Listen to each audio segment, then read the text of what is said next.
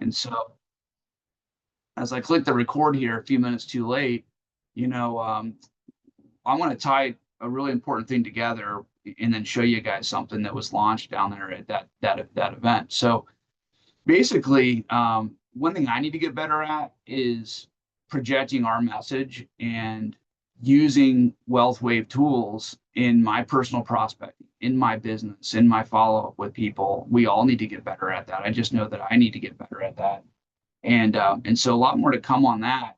But to take you guys back to a point in time when I joined the company, so this was so I actually coded in January of 2000.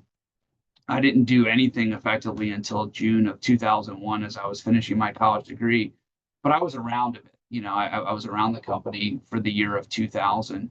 And I remember seeing this video that was done that had kind of come and gone before my time. But back when we were a private company, the founder of that company put huge amounts of money into making a video. And you can make a video now, I mean, with some editing and technology, I mean, for not a lot of money in the grand scheme of things. But he built this video called The Challenge of Dreams, and it became kind of a calling card for that whole company. And, you know, there's a lot of funny stories around it of the millions of dollars it took to produce the video. There was a flyover in the video of the former corporate headquarters, and he's like, you know, Hebert had to spend $500,000 to hire a guy in a helicopter to fly over and do that. Now you can do that with a drone. You know, it's like crazy the world we live in. You know, the cost to produce VHS tapes, okay, and ship box huge cases of VHS tapes all over the country. But this became, so the video was called The Challenge of Dreams.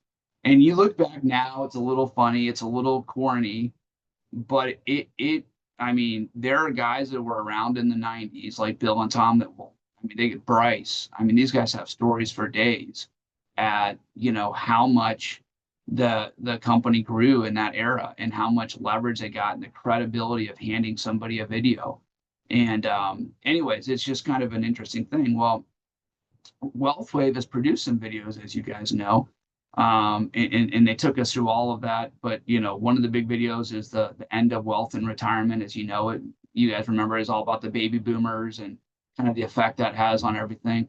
And it's still a great video. I mean, it's a bit dated in terms of the facts and figures. It talks a lot about the '08 crash, but the story is still true and relevant. And they produced some other videos in there, but they basically wanted to come out with a new video to, you know, really tell our story in a way it's never been told, that you can use for lots of different purposes.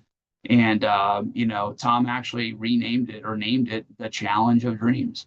And I'm excited about what this video can do. And I'm going to actually share my screen here. I'm going to play this for you guys, and then we're going to pick up and talk about this on the other side. So let me see here.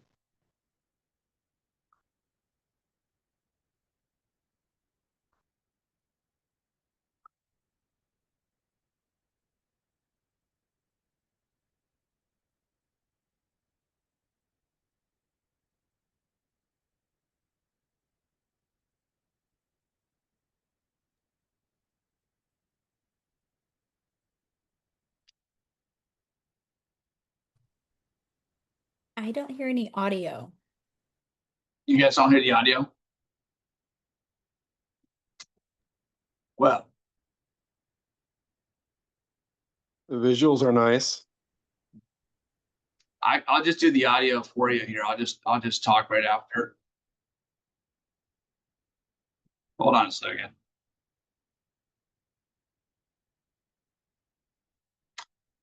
I'm now remembering we've run into this snag before. It's like a Zoom thing where it doesn't transfer. How can I do this? Anybody, David, you're pretty smart with tech. Do you know how to do this? No, I'm not sure why it's not playing. I know if you share your window, I mean it's obviously sharing the video. I'm not sure why the audio wouldn't come over. So this is clunky, but the quickest thing I can think to do is I'm going to play the video on my phone and do the audio, and then it'll pick it up through the mic. Let me see if I can pull this off.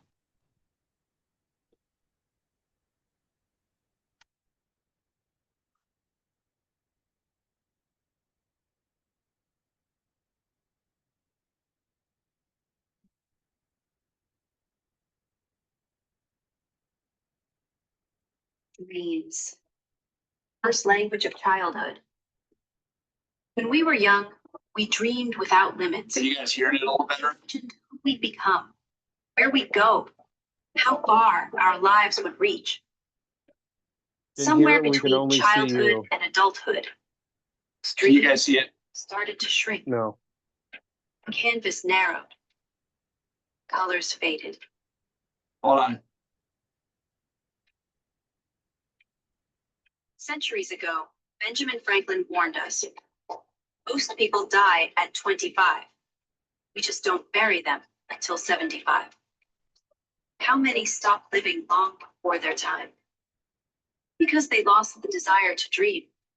Because money made dreaming feel impossible. Bills piled up. Debt stacked higher.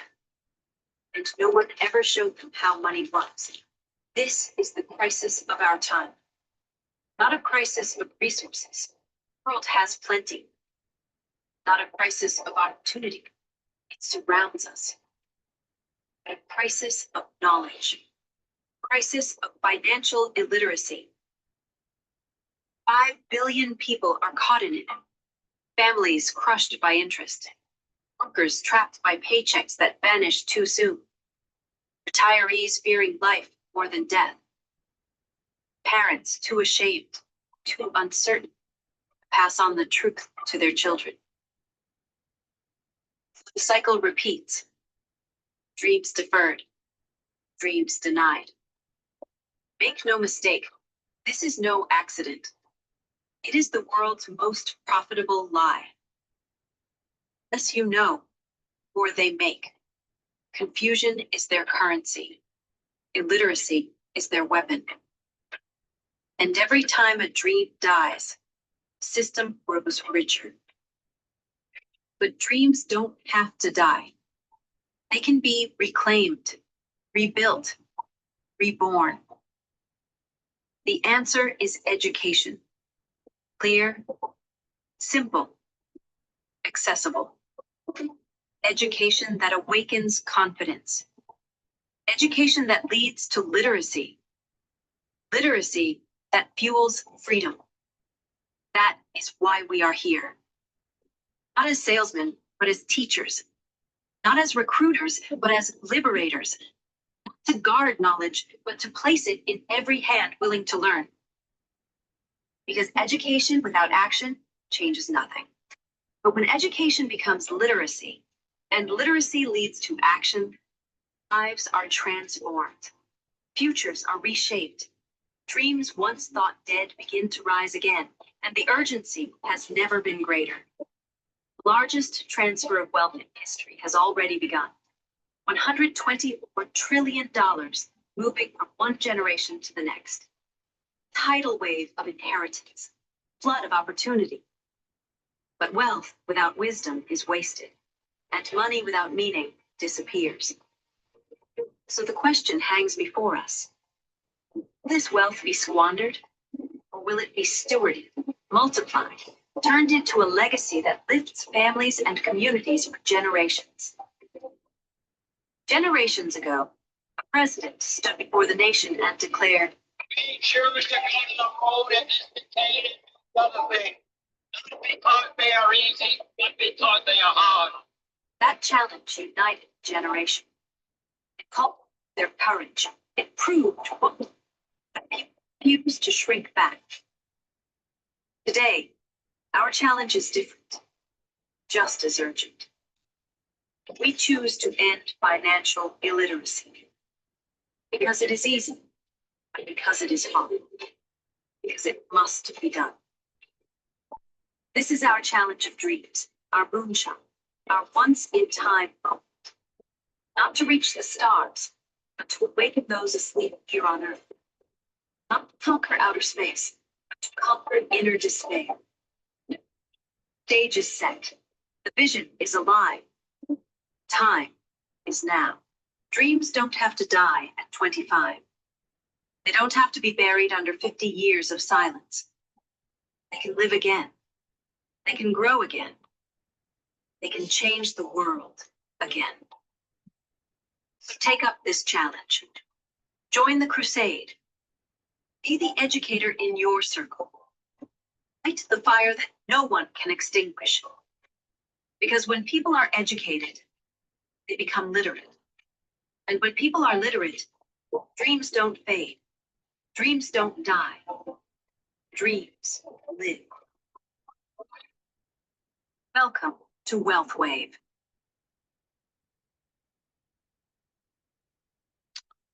Well, what do we think?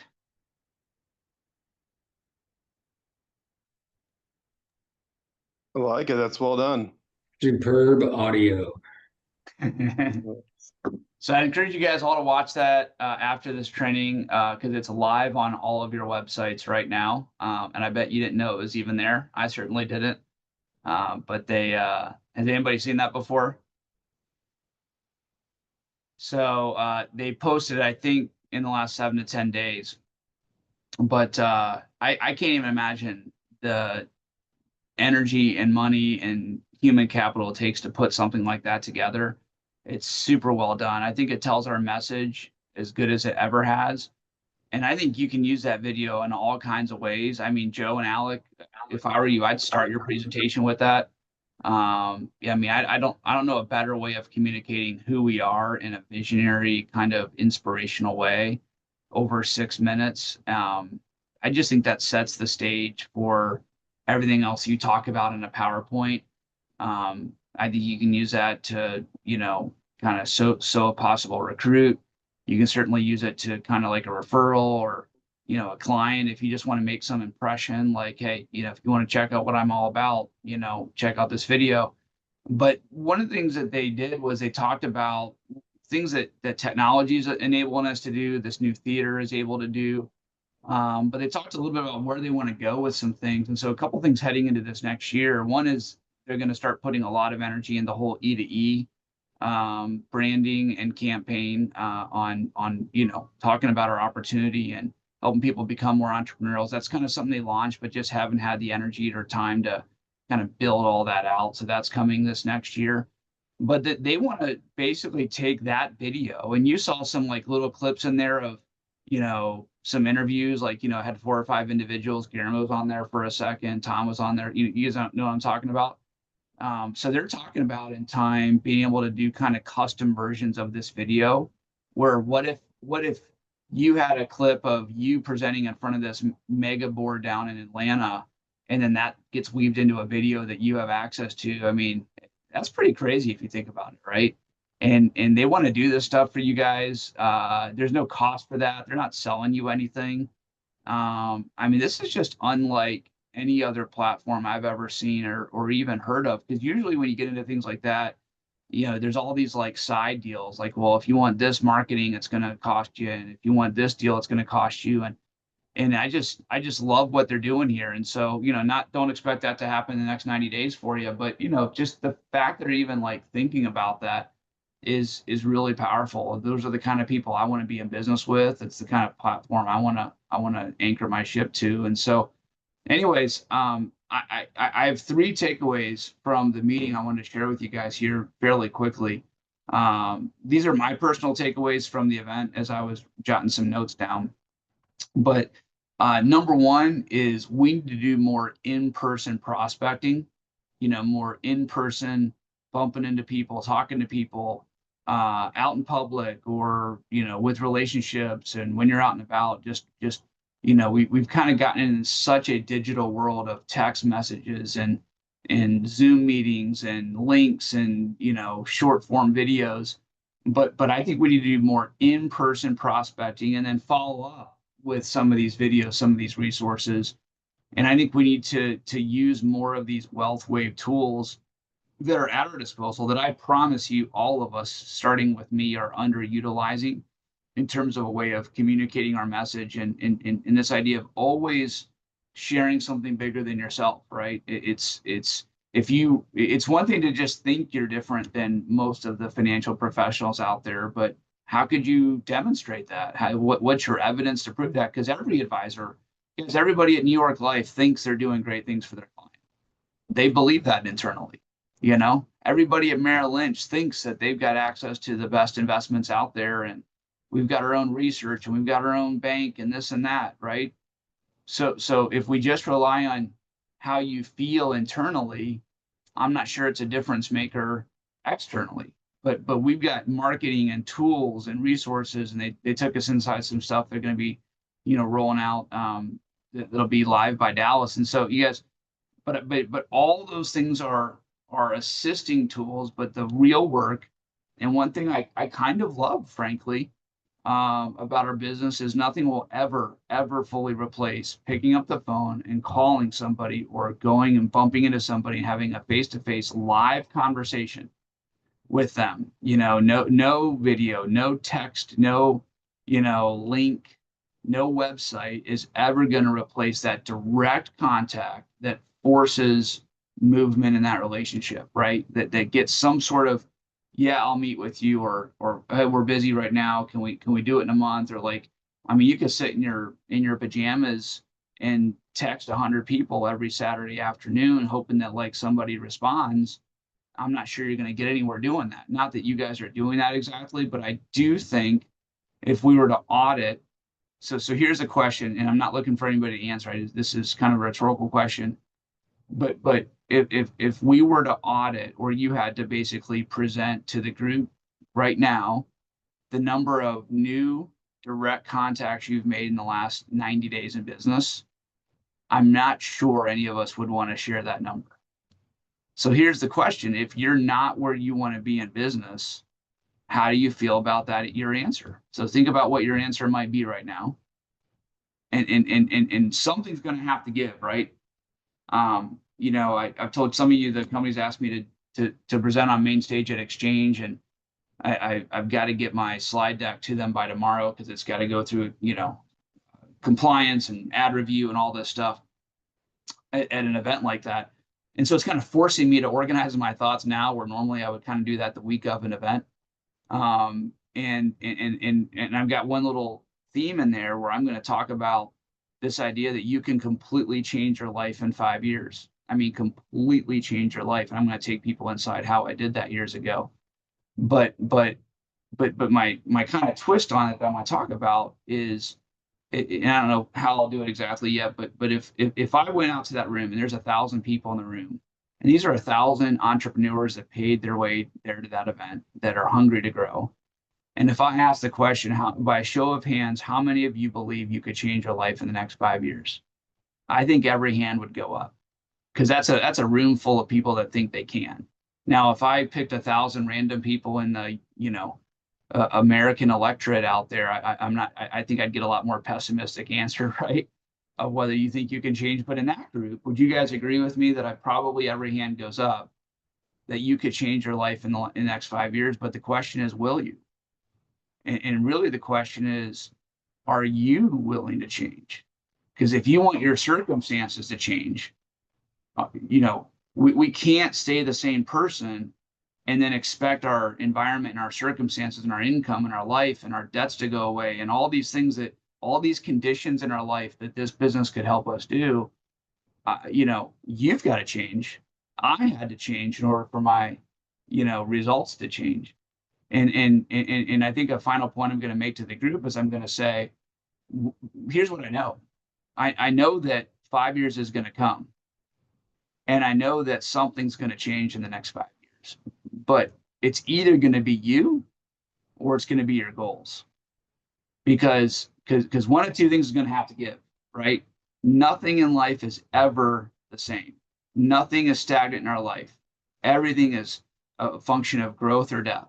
It's on the incline or the decline, literally everything. And so where are you going to be in 5 years? Are you going to be in a dramatically different point in business? Or are you going to say, well, maybe those goals aren't that important to me? Oh, I tried that deal. I tried that. I mean, you guys, the whole world's full. I mean, forget about the world. Our whole company's full of people. Yeah, I tried the WealthWave thing. I tried that video. Yeah, I tried that, that prospecting system. Yeah, I tried contacting people. We tried inviting people to BPMs. Yeah, I tried getting people to the office. I mean, I could fill a notebook full of stuff. So is it going to be like, hey, I kept persisting until I won? Or I'm just going to wave the flag and said, yeah, I tried that, it didn't work? Because that's where most people are at, right? And so I'm just telling you guys, we have tools that we need to get in the business of using more. And that's a built-in accountability program. Like you've been handed for $39 a month, you know, to be on the WealthWave Pro with your own website and everything. Like it's kind of laughable. I think if they charge $400 a month for it, maybe you figure out how to use it more, right? But it's this idea that, like, yes, we have marketing that the whole, it's the envy of the whole industry. I mean, you know, I don't want to get lost in gentle conversations, but like even WFG is like coming at WealthWave with like, can you help us? Like, and that's a different conversation for another day, but it's like Tom and Bill, they are so ahead of the curve on technology, on branding, on all of these systems connecting together in you know, a whole franchise of books that they've built out. They're going to start developing, they're going to take this How Money Works book and they're going to start doing what Joe and Alec are doing. They're going to start, you know, doing How Money Works for, you know, teachers. They're going to do How Money Works for healthcare professionals and How Money Works for, you know, blue collar workers. I'm making stuff up, but you know, they gave other examples, but essentially there's no limit to, I mean, they have all this technology, they have all this collateral. I mean, they can do a couple pivots. You know, the heart of the book can stay basically the same, but they can do a couple things on the front and back end of that, customize it. I mean, we are light years ahead of the rest of the industry, but are we going to use those tools and do more direct contacting and prospecting, or are we just going to be like, oh, that's a cool video, and it just kind of gets buried and we move on, you know, in our own little boxes? So before I move on, any thoughts on that? Any comments on that? Any questions?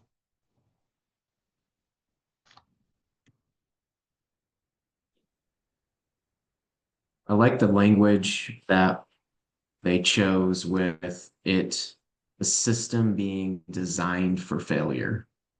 Essentially, you know, so it made me think of, so I've kind of been on a small health journey and just understanding more about, you know, all the important factors of taking care of your body and not winding up on medication, which is what our world ends up doing if you don't take care of yourself. So the pharmaceutical industry is the one that's winning in healthcare, right? And I just see that same messaging coming true if we don't insert ourselves into other people's lives. So the parlay is, or the correlation is just so close. Yeah, Brian, you're spot on. I mean, the parallels to the food supply and healthcare industry is literally an exact overlay of what's happening in the banking and finance industry. But let me ask you guys a question. Who do you think builds a bigger business over the next 5 years? And I'll use Ryan. Ryan's in my video view, so I'll use Ryan as a proxy.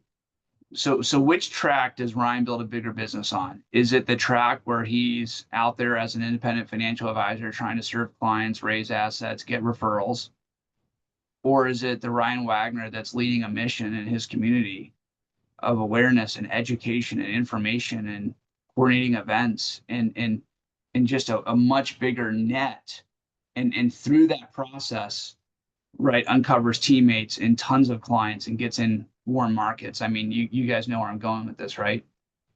I think the big miss here is to be part of a missional crusade oriented company, but yet stay in the traditional track of, hey, we're just advisors and we've got all these exciting tools. And, you know, and again, that's coming from a guy that I got to be vigilant that I don't fall into that track, because that's kind of my wheelhouse. That's my comfort zone. That's what I enjoy doing, right? And this company is constantly pushing me to think bigger and build something, right? Tell our story more, recruit more people, not recruit people that want to be financial professionals, but recruit people that want to be part of a mission, that want to correct something in their life, right? Just think a lot bigger. So I think we all have some thoughts to do on that. I think we all need to internalize that and maybe double down over the next couple of months and think, man, I'm really just not going for this. I'm really not. I think a lot of us have to look in the mirror and think about that. The second thing that these last two, that was the big one. The next two that I thought were really interesting. I forget who said this, but one of the speakers said, we don't rise to the level of our goals. we fall to the level of our systems. I'm like, yep, that's true. That's correct. I don't think I've reached a lot of goals along the way, but I've rarely reached a goal in the time frame or the construct that I set the goal for, right? You know, the process of constantly growing has led me to a pretty extraordinary life, but but I fall to my habits and my systems and the things I put in place. And so I think something for all of us to work on. In fact, this will be the topic for next week's call, is I'm going to ask you guys to come back with, hey, here's my system to ensure I'm getting in front of more people. You know, I'm getting more organized on this. I'm getting more organized with how many people I'm meeting. I'm auditing my activities. What am I doing if I'm full time here and I have a light afternoon? Like, what do I do about that? Do I just go home, or do I go out and like get involved in something and you know, grow my network and grow my influence and build relationships? I mean, it's all those kind of questions. You know, if I'm part time here, am I really utilizing the areas I'm spending my time in life, where I work, where I serve, where I go to church, where I play softball, all those things? And am I actually harvesting any of those relationships? Am I actually communicating what I'm all about, what I'm, you know, my personal journey right now? I think we all need to audit kind of that plan, that system, and come back with kind of what we're doing. And so that's the topic for next week. And then what feeds into that, the last thing that's on all of us, is we need to continually work on our environment. You know, environment is what attracts people. And so, you know, part of that's the physical environment. So for those of you in Toledo in this office, you know, what kind of environment? I think we've pretty much maxed out what we can create with, you know, pictures and you know, all that, you know, like physical items. The rest of it's on us. The energy we're bringing, the, you know, events we're doing out of here. Are we utilizing this space? And I think for everyone else, it's, hey, how am I plugging into this environment? I know, David, I don't have my calendar in front of me right here, but I know you guys are coming down here at some point before too long, which is awesome. You know, Ryan, I think we got to get you up here more. I mean, my God, if I had a $10 bill for every time I've gone back and forth on I-75 between Toledo or Dayton, I mean, I could probably make my next mortgage payment, right? I mean, you know, I just can't even tell you how many times I did day trips for a meeting or for a luncheon or for something. And so, you know, to think about that, you guys, the more you guys plug into the epicenter here on a bigger schedule, I think we need, now that we have this WealthWave office, I mean, at least once a year, if not twice a year, we need to be heading down to Atlanta. They're going to be running events like 2-3 times a month. There's going to be like a big time event in that theater that you can like kind of, you know, base your trip around. But then there's all the one-offs, right? Time with leaders and do a dinner or do whatever, right? And so we're going to start building that into our thing. And that's part of the environment as well. So environment isn't just the physical presence of where you're around. I think it's the ecosystem of events and traveling and being on a crusade and going for something. We all have to put into that, right? And so anyways, you guys, I'm just where I'm at right now, and this will be the last thing I say for today.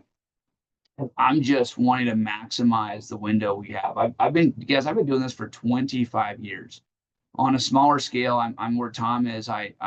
In fact, he and I had a rather lengthy one-on-one lunch one afternoon. And I told him, I said, Tom, I'm doing everything you're doing just on a smaller scale. Like the personal money I put into this office and, you know, with a new location and a new energy and all that. He kind of laughed at that.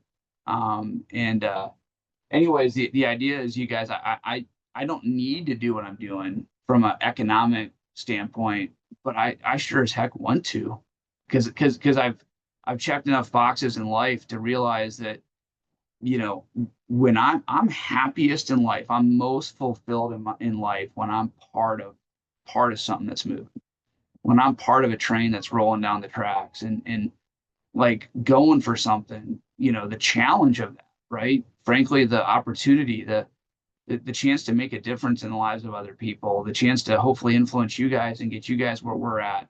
Like that stuff drives me more than I could possibly find the words to share. And man, it's just fun to be part of something. You guys, that's why Bill and Tom are doing what they're doing. I mean, those guys have been financially independent for decades. It was never about that. It was always about changing the world, right? And the world can be who's around you. And man, it's fun to do all that stuff, right? It's fun to be part of that mission. And so, I'm going to take the responsibility that I want to make. If our team is nothing else, I want it to be mission oriented. I talked to I'll leave the name out of it, but I talked to a guy that used to be in our company yesterday that we have a personal relationship with, and he left for another company. And, personally he's doing fine, family's good, all that stuff. But it just was like the lowest energy call ever when business came up and he was talking about their business. Like it was the most low energy thing I've ever heard. Like it just was boring. It was just all this like investment platform, this and technology, that, and I might find I'm looking for a junior assistant. Like it was just this guy left the mission and he's part of just a very traditional financial services practice. And because that's just not anything I've ever been interested in, right? And so I'm fired up in a way. And this was before Hilton had. Some of you have seen that I've been in the office more in the last few months. I've personally picked up more money and I've done more personal recruiting this year than I have in at least 10 years. And some of those recruits are here and some, a couple of them just can't make this call. And some, fade out. And that's the part of filtering business. All those assets are still in the books though. My income's growing like crazy. And man, so along the way, we're going to keep growing and keep doing things, but I want to be a mission oriented team.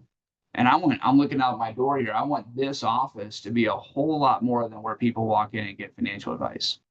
I want this office to be an epicenter where people come in and get their vision stretched and walk away with like, wow, these guys are doing something radically different. I want to get back into the events business.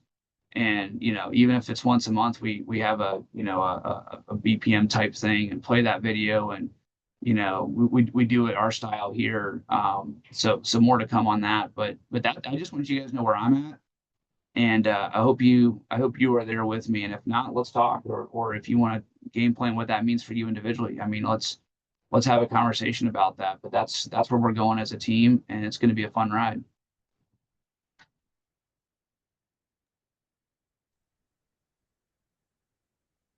We good?